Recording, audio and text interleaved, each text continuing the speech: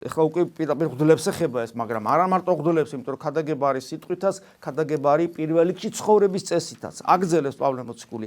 იქადაგე სიტყვა თავს ადეკ დროულად და უდროთ. ანუ შენ იმას რომ ქრისტესი რომ ხარ და ქრისტე რომ ღმერთია, ამის დამოწმებას დრო არ აქვს. დილას აღამოვა შუადღე არ აქვს მნიშვნელობა. ეს არის ძველ ქართულად ეს ჟამითი უჟამოთ, ესე ამბობს პავლე მოციქული, დროულად უდროთ. ანუ არ აქვს დრო, ყოველთვის უნდა ამოწმებდე, რომ ქრისტე არის ღმერთი. ამას ნიშნავს იქადაგე სიტყვა, თავს ადეკ ჟამითი უჟამოთ და ეხლა ეს უშუალოდ კვლავ სამღვდელოს მიმართავს პირდაპირ, იმიტომ რომ ტიმოთეს ეუნება, მაგრამ თითოეული ჩვენგანი ერის ადამიანი ცხოვრების წესით უნდა ახერხებდეს ამას და რას? ამხილე, შერისხე, შეაგონე მთელი დიდსულოვნები და სწავლები და მოძღვრები.